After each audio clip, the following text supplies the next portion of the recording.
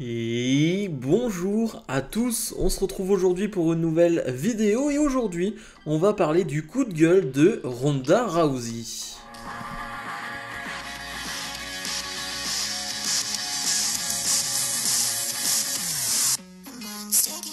Je vous invite comme d'habitude à mettre le pouce vers le haut et à vous abonner. Alors pour être honnête avec vous, il n'y avait pas de vidéo de prévu normalement, logiquement aujourd'hui, mais eh bien Ronda Rousey a publié quelque chose sur Instagram qui a fait beaucoup parler, va faire beaucoup parler dans les prochaines heures, dans les prochains jours, ça c'est sûr, et ça me permet de regrouper plusieurs informations, plusieurs idées pour en faire une vidéo plus globale, parce que Ronda Rousey donc, eh bien, a dit ceci sur Instagram. Alors elle a publié une vidéo avec Liv Morgan. Il faut savoir que Ronda Rousey a une chaîne YouTube où finalement elle filme sa vie quotidienne chez WWE, les backstage, etc. Et donc tu as des vidéos qui datent de très longtemps. C'est-à-dire que là c'est quand elle est en guerre contre Liv Morgan, donc ça date de 4-5 mois environ.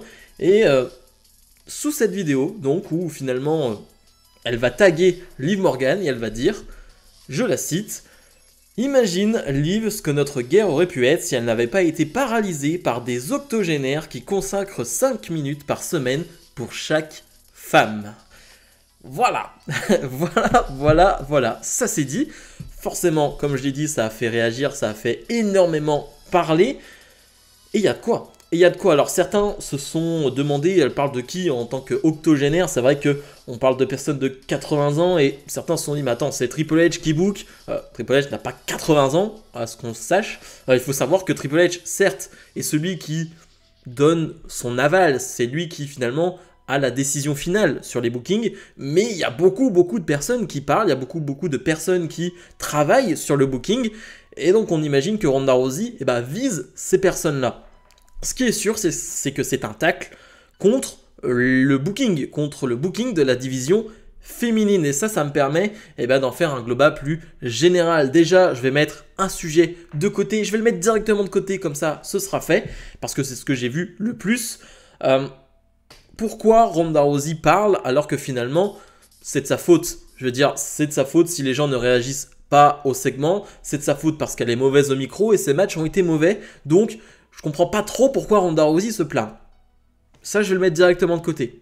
C'est vrai, Ronda Rousey, et ça, j'en ai fait une vidéo il y a quelques mois maintenant, elle n'a pas fait un bon retour, clairement. Depuis un an, c'est pas la Ronda Rousey qu'on veut.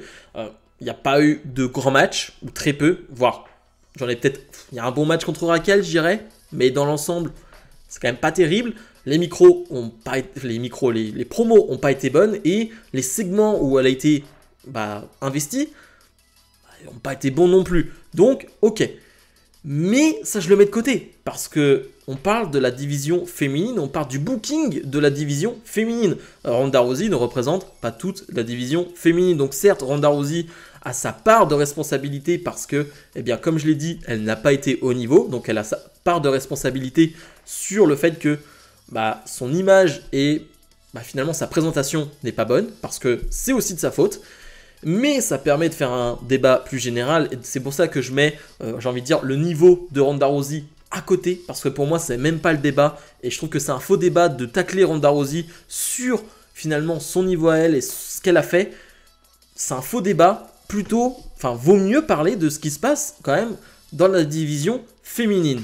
Il faut savoir aussi que Ronda Rousey, elle l'a dit en interview et ça a été confirmé par tous les journalistes, Ronda Rousey ne voulait pas devenir championne. Quand elle bat Liv Morgan, quand elle récupère ce titre, Ronda Rousey ne veut pas de ce titre. Ronda Rousey l'a dit à plusieurs reprises, elle n'a pas besoin de ce titre. Et là, pour le coup, je suis d'accord avec elle. Ce qui fait que, on peut reprocher beaucoup de choses à Ronda Rousey, encore une fois, sur son niveau, sur ce qu'elle a produit. Mais le fait est que, c'est pas elle qui décide des bookings.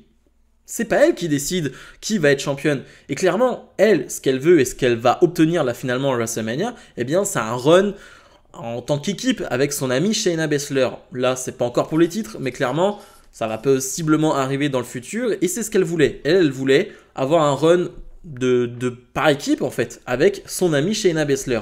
Le titre, c'était pas du tout d'actualité. Et donc le fait de remettre tout ça sur Ronda Rousey, encore une fois, je trouve que ça nous écarte du débat principal. C'est un débat qui nous anime, j'ai envie de dire, chaque semaine, et c'est un débat qui bah franchement, j'en parle quoi? À Raw, à SmackDown, pas à NXT pour le coup, mais j'en parle au moins 2 fois par semaine, eh bien c'est le booking de cette division féminine dans l'ensemble, dans la globalité, le booking de la division féminine de Triple H. Et je vais me répéter parce que c'est quelque chose que j'ai déjà dit, et je vais pas trop m'avancer parce que j'ai ma vidéo pronostic qui arrivera sûrement ce jeudi pour WrestleMania, et donc je vais pas m'avancer, je vais pas vous en dire trop sur le match Bianca Belair donc face à Asuka et Charlotte Flair face à Asuka, j'allais dire à Bianca Belair, non, à Rhea Ripley, je me trompe. Je vais pas trop m'avancer sur ces histoires-là, mais vous savez ce que j'en pense de cette construction-là. Mais dans la globalité, je trouve que c'est une catastrophe. C'est une catastrophe. Le booking dans la globalité, le booking de la division féminine est une catastrophe. Et ça, vraiment, c'est un gros point noir dans le règne, j'ai envie de dire, depuis que Triple H est aux commandes, c'est un gros point noir. Clairement, ça avait bien commencé en nous ramenant d'autres superstars, en nous ramenant une Dakota Kai, en nous ramenant une Io Sky. C'est bien ça. Ça a rajouté du vent frais, ça a rajouté du sang neuf dans cette division féminine. Sur le papier, c'est cool. Ensuite, on ramène Candice LeRae, on ramène une Chelsea Green. C'est bien.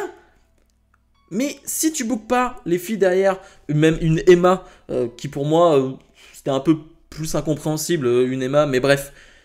Mais si t'en fais rien derrière, si tu les as ramenés juste pour agrandir ton roster, si tu les as ramenés juste pour faire un match de 5 minutes de temps à autre à SmackDown, comme le fait Emma, comme le fait Tegan Nox, j'en ai pas parlé de Tegan Nox, mais c'est la même chose, quel est l'intérêt? Autant mettre des jobbers, hein, autant prendre des superstars locales à chaque fois et les mettre dans le ring. Ça n'a aucun intérêt. Je veux dire, aujourd'hui, comment veux-tu que les spectateurs, que les fans soient investis derrière une Tegan Nox, une Emma, une Chelsea Green, qui fait de son mieux pour le coup. Chelsea Green, elle reçoit quand même quelques réactions parce que elle a un personnage. Pour le coup de Chelsea Green, je la mets peut-être un peu de côté.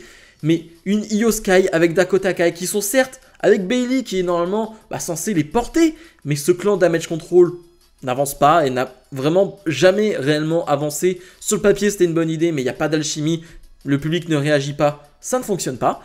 Comment veux-tu que les gens soient investis si tu ne crées pas de personnages, si tu ne crées pas de moments, si tu ne crées pas de grands segments avec ces femmes? Eh ben c'est impossible. C'est impossible, tu as beau avoir les femmes les plus talentueuses du monde, je pense à Io Sky, je pense forcément à Dakota Kai, qui sont des femmes ultra talentueuses, mais à un moment donné, ça fait pas la différence, ça fait pas tout, ça fait presque rien, même chez WWE. T'as beau être hyper performant sur le ring, à un moment donné, si t'as pas de couleur, si t'as pas de vie, si t'as pas de personnage, de caractérisation de personnage, à un moment donné, il n'y a rien qui en ressort. Et ça, clairement, c'est un gros point noir dans le booking de Triple H. C'est pour ça, encore une fois, j'en reparle, Ronda Rousey, elle a ses torts, etc.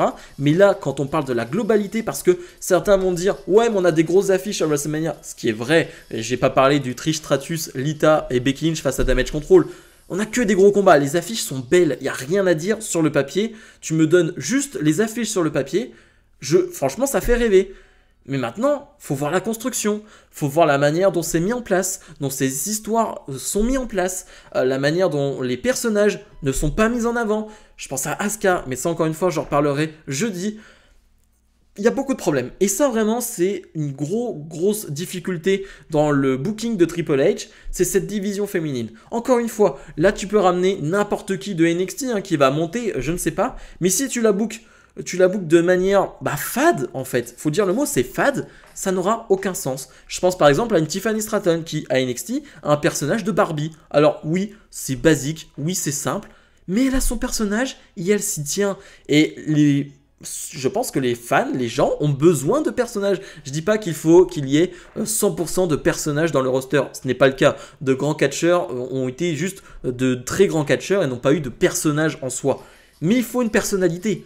Et là, aucune de ces superstars que j'ai présentées, Tegan Nox, Emma, même, j'ai envie de dire même Rhea Ripley, même Charlotte Flair, je vais tous les mettre dans le lot parce que franchement, il y en a très peu qui sortent du lot. Elles n'ont pas de personnalité. Vraiment, elles n'ont pas de personnalité. Et ça ne va pas. Donc voilà, c'était une vidéo un peu coup de gueule qui rejoint le coup de gueule de Ronda Rousey. Encore une fois, on pourrait chercher la facilité et tacler Ronda Rousey. Moi, j'essaye de me surélever et de penser à la globalité du booking et non au booking donc particulier de Ronda Rousey. Bon, ça va faire beaucoup de vidéos cette semaine, ça c'est sûr. Cette vidéo n'était absolument pas prévue, mais voilà, on est à une semaine de Mania. Maintenant, on a 6 jours, je crois, de Mania. Je le rappelle, hein, cette vidéo va me permettre de le dire, mais ça va être chargé. Ça va être chargé. Demain, il y a la review de Raw, bien évidemment. Mercredi, review de NXT. Jeudi, pronostic de WrestleMania. Vendredi, pronostic de NXT Stand and Deliver. Samedi, donc, review de SmackDown.